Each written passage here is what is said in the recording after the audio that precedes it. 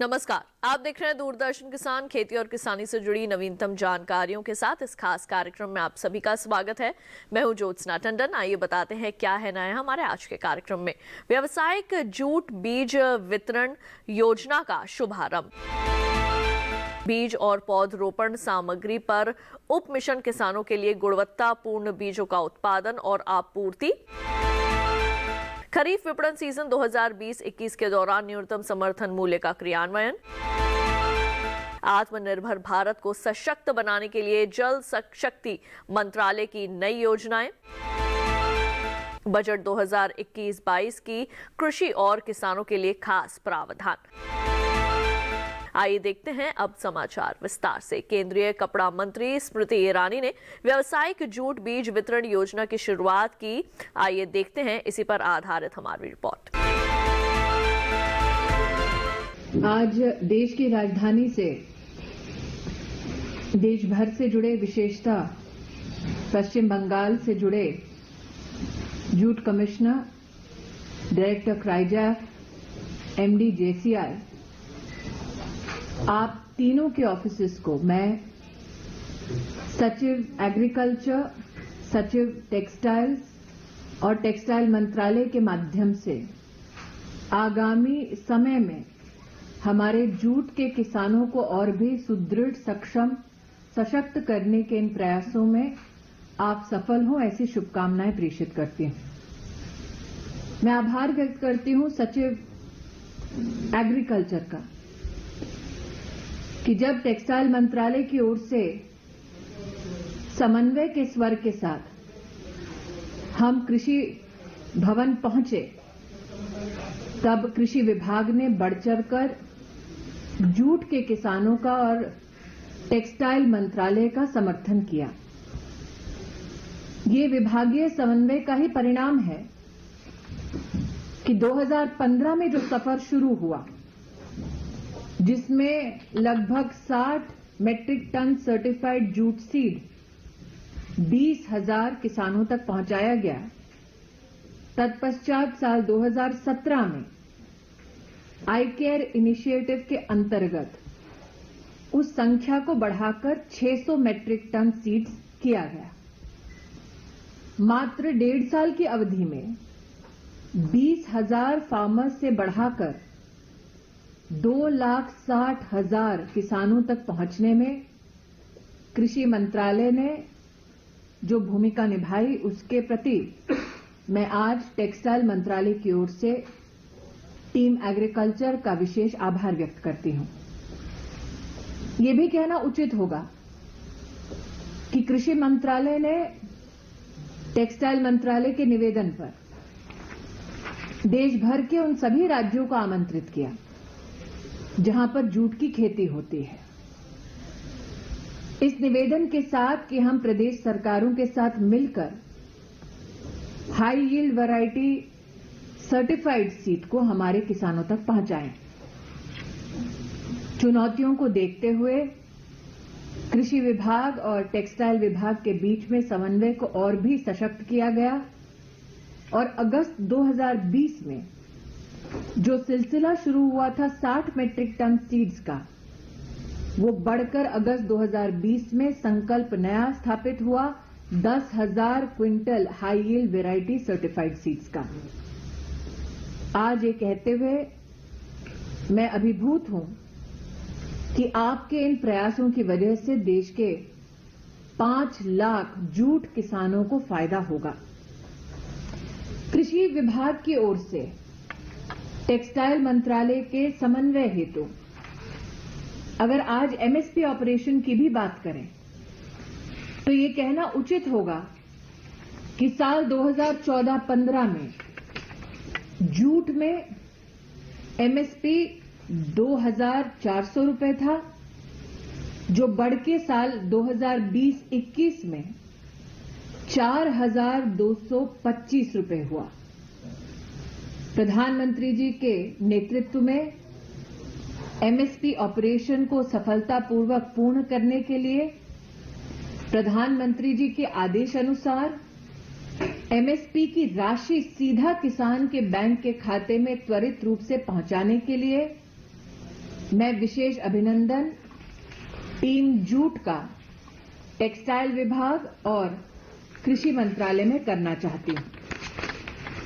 आज यहां पर विशेष चर्चा हुई रेटिंग की। मैं ये भी हमारे जितने किसान भाई बहन उपस्थित हैं उनसे कहना चाहती हूं, टेक्सटाइल मंत्रालय ने 46,000 रेटिंग टैंक्स को भारत सरकार के सौजन्य से अप्रूव किया है, स्वीकृत किया है, ताकि रेटिंग की पूरी प्रक्रिया में 7 दिन बचे।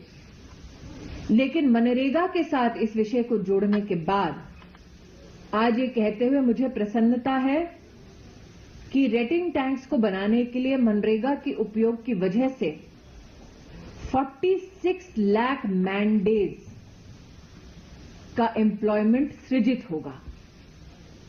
इसका मतलब प्रधानमंत्री जी का बार बार ये कहना कि सरकार जब साइलोज में नहीं बल्कि समन्वय से चले तो उसका लाभ मात्र एक सेक्टर, एक मंत्रालय तक सीमित नहीं रहता, मल्टीपल स्टेक होल्डर्स को उसका फायदा मिलता है। रेटिंग टैंक के एक इस अप्रूवल और इस समन्वय के माध्यम से ये बात सामने आती है। इसी उद्देश्य के साथ टेक्सटाइल मंत्रालय ने सभी जूट उत्पादन करने वाले राज्यों को कृषि विभाग के साथ और रूरल डेवलपमेंट मंत्रालय के साथ कन्वर्जेंस की दृष्टि से न सिर्फ पत्राचार किया, बल्कि national jute board, commissioner jute, CRIJAF के माध्यम से इस इनिशिएटिव, इस प्रयास को भी बल मिल रहा है।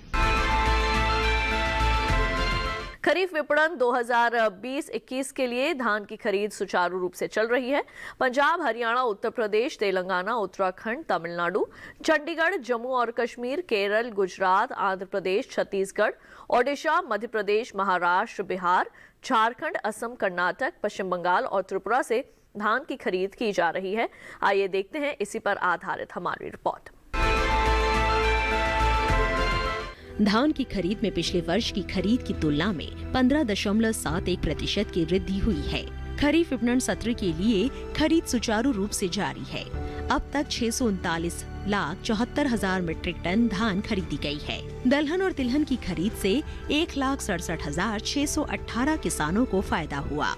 18,91,010 किसानों से 26,646 करोड़ 20 लाख मूल्य की कुल 91,36,141 कपास की गांठें खरीदी गई।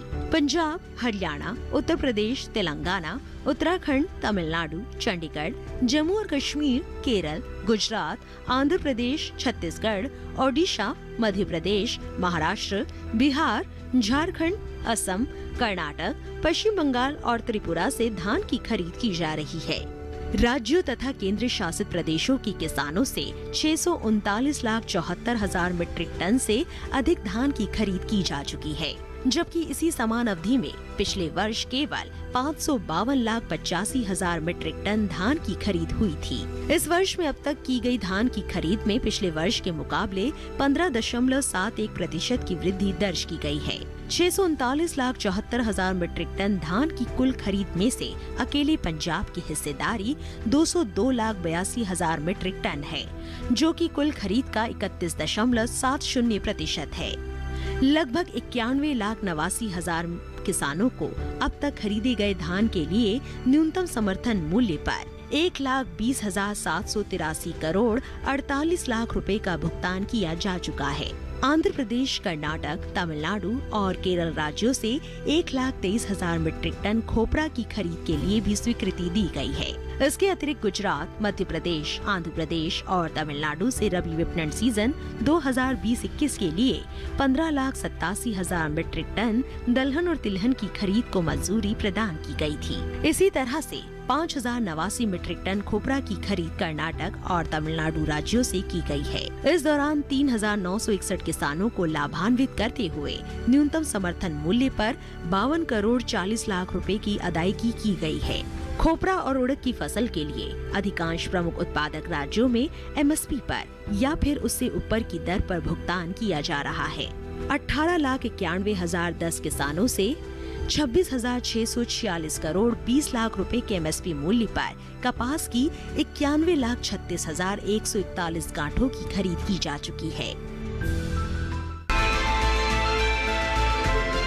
अभी समय हो चला एक छोटे से ब्रेक का। ब्रेक के बाद भी आगे खबरों का सिलसिला जारी रहेगा। आप देखते रहिए दूरदर्शन किसान।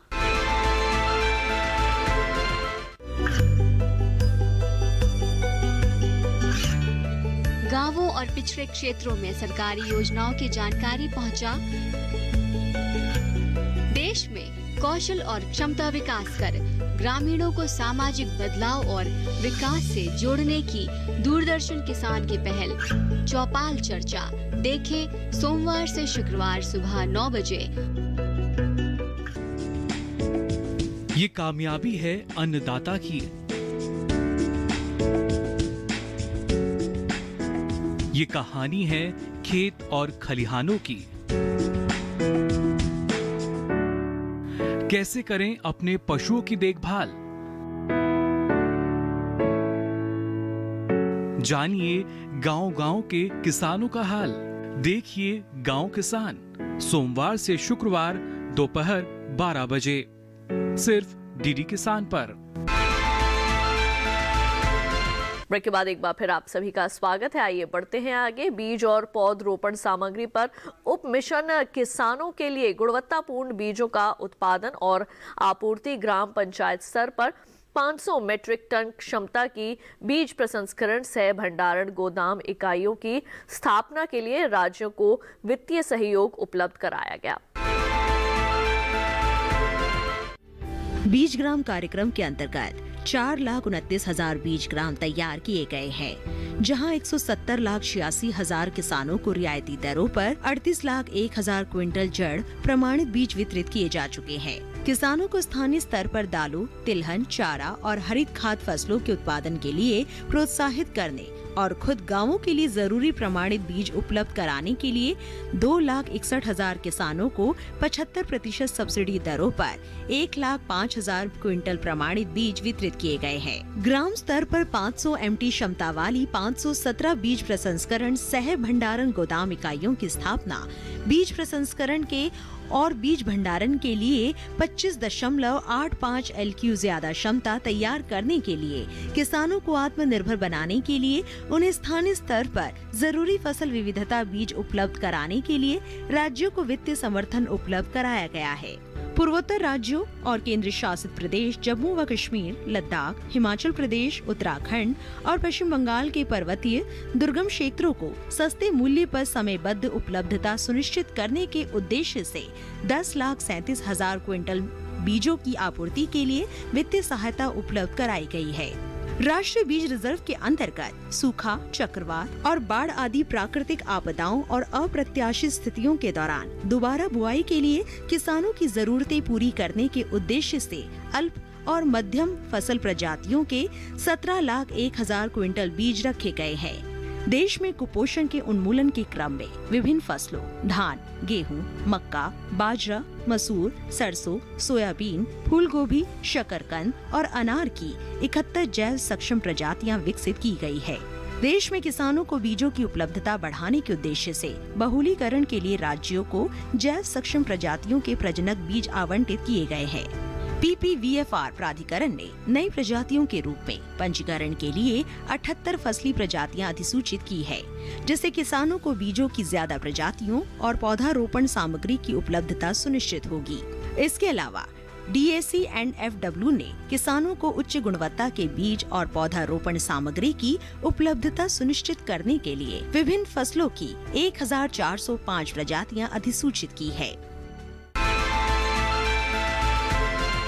बजट 2021-22 में कृषि और किसानों के लिए खास प्रावधान, आइए देखते हैं इसी पर आधारित हमारी रिपोर्ट।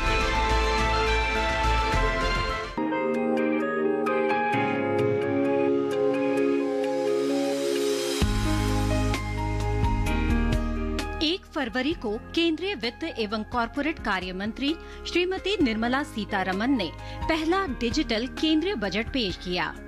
ये इस दशक का पहला बजट था। बजट में कृषि क्षेत्र को सहायता प्रदान करने के लिए कुछ और कदम उठाए गए हैं। आम बजट में आत्मनिर्भरता का ध्येय निहित है और कोरोना संकट काल के बाद राष्ट्र को मजबूती से विकास के मार्ग पर आगे बढ़ाने के लिए समुचित प्रयास और प्रावधान किए गए हैं। साल 2021-22 का बजट प्रस्ताव 6 स्तंभों पर आधारित है। इन स्तंभों में स्वास्थ्य और खुशहाली, भौतिक एवं वित्तीय पूंजी और अवसंरचना, आकांक्षी भारत के लिए समावेशी विकास, मानव पूंजी को फिर से ऊर्जावान बनाना, नवाचार और अनुसंधान व विकास एवं न्यूनतम सरकार और अधिकतम शासन को शामिल किया गया है। सरकार किसानों के कल्याण के लिए शुरुआत से ही प्रतिबद्ध रही है। इसकी झलक संसद में पेश किए गए बजट 2021-22 में भी दिखी। बजट में सरकार ने कृषि लोन की लिमिट को बढ़ा दिया है। किसानों को पर्याप्त कर्ज उपलब्ध कराने के लिए सरकार ने वित्त वर्ष 21-22 में कृषि कर्ज का लक्ष्य बढ़ाकर 16.5 लाख करोड़ रुपए कर दिया है। वित्त मंत्री ने बजट भाषण में कहा कि हम पशुपालन, डेयरी और मत्स्य पालन के लिए ऋण प्रवाह सुनिश्चित करने पर ध्यान केंद्रित करेंगे। यानी सरकार ने पशुपालन, डेयरी और मछली पालन से जुड़े किसानों की आमदनी बढ़ाने पर फोकस किया है। किसानों को खेती से जुड़ी जरूरतों को पूरा करने के लिए पैसों की जरूरत होती है। ऐसे में किसानों को सरकार की ओर से कृषि ऋण की सुविधा दी जाती है। देश के किसानों को पर्याप्त कृषि ऋण उपलब्ध कराने और अधिक से अधिक किसानों तक किसान क्रेडिट कार्ड का लाभ पहुंचाने के लिए कृषि ऋण के लक्ष्य को 15 लाख करोड़ रुपए से बढ़ाकर 16.5 लाख करोड़ रुपए किया गया है। आपको बता दें कि किसान क्रेडिट कार्ड सरकार द्वारा किसानों के लिए शुरू की गई एक कल्याणकारी योजना है। सरकार ने मई 2020 में मछुआरों और पशुपालन उद्योग से जुड़े कृषक समेत 2.5 करोड़ किसानों को किसान क्रेडिट कार्ड के जरिए 2 लाख करोड़ रुपए का रियायती कर्ज देने की घोषणा की थी।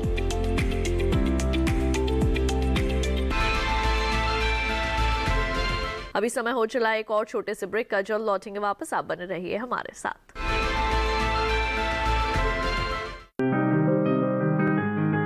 बीमारियों से कैसे बचेगी फसल? मवेशियों की मुश्किलों का क्या है हल? कहां से लाएं बीज, कितनी लगेगी खाद? किसानों के हर फोन का विशेषज्ञ देंगे जवाब। देखिए हेलो किसान लाइव सोमवार से शुक्रवार शाम 6 बजे।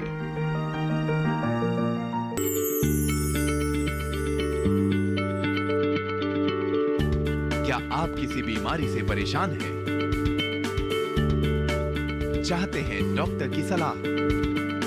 तो हम हैं आपके साथ। बताएंगे आपको जीने की राह। समस्याएं आपकी, समाधान देश के मशहूर विशेषज्ञों के। घर बैठे बात करें देश के जाने माने डॉक्टरों से। हमारे लाइव प्रोग्राम स्वस्थ किसान में हर शनिवार शाम 6 बजे से 7 बजे तक। ब्रेक के बाद एक बार फिर आप सभी का स्वागत है। आइए बढ़ते हैं आगे। आत्मनिर्भर भारत को सशक्त बनाने के लिए जल शक्ति मंत्रालय की नई योजनाएं। आइए देखते हैं जल शक्ति मंत्रालय के अपर सचिव से खास बातचीत। राष्ट्रीय जल मिशन की अगर हम बात करते हैं तो इसका क्या उद्देश्य है सर, अगर पूरे देश लेवल की अगर हम बात करते हैं?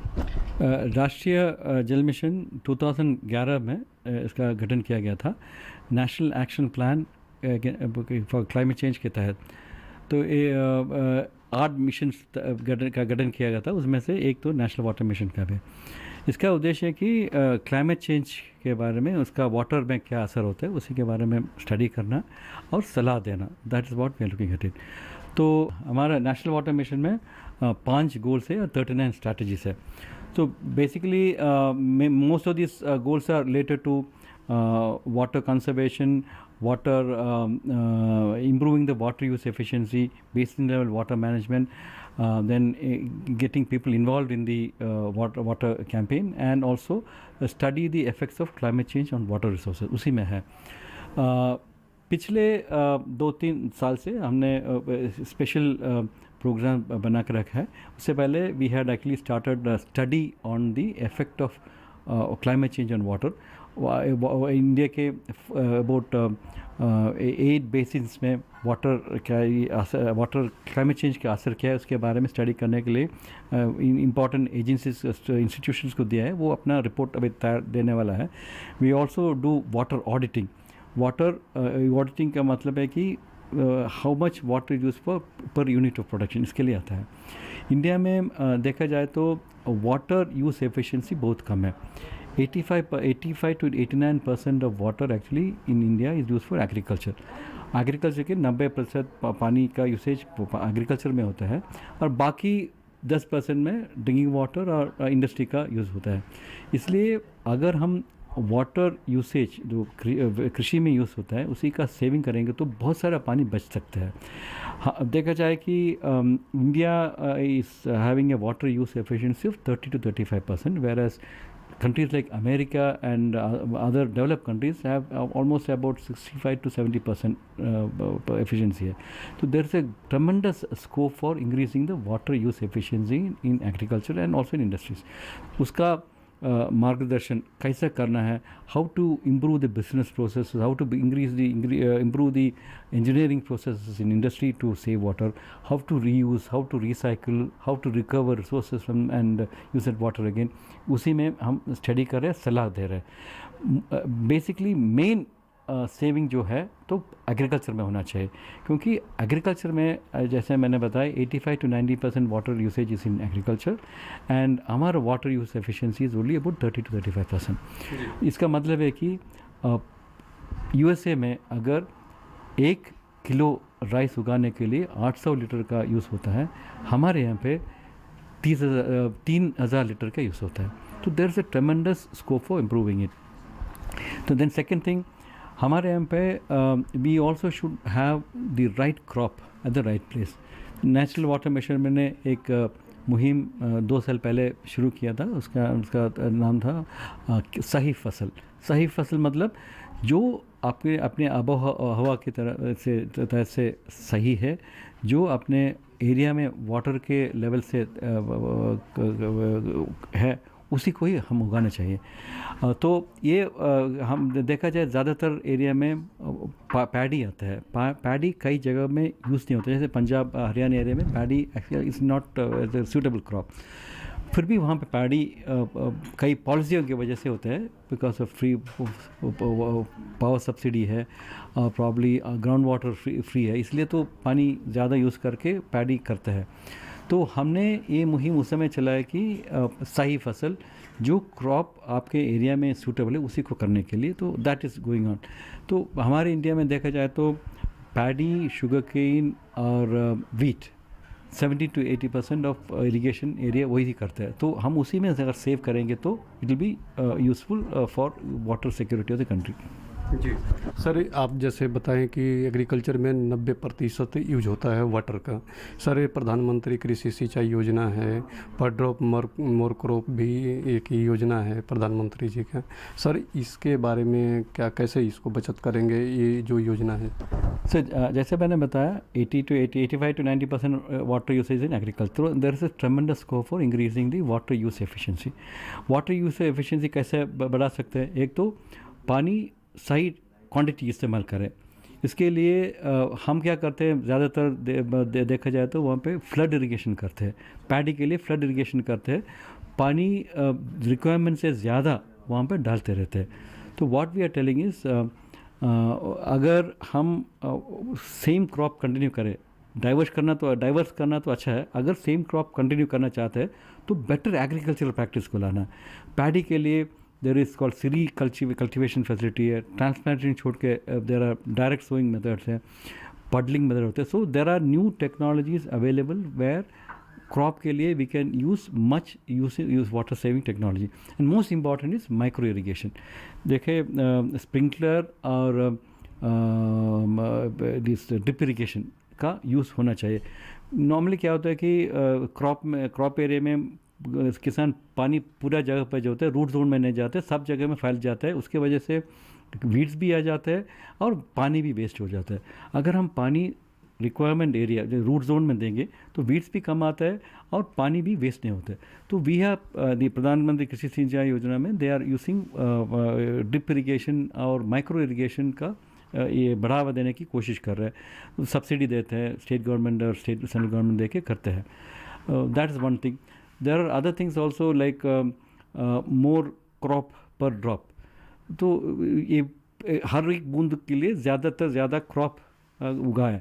तो I would actually go further and say that you should be more income per drop, because you आपको मतलब इनकम से मतलब है। तो पानी because of the monetize economy, किसान तो उनको पैसे से मतलब है, किसान को पैसे से मतलब, because they will get more income from the crop is what is more. So प्रधानमंत्री भी डबलिंग द फार्मर्स इनकम के बारे में बात करते हैं।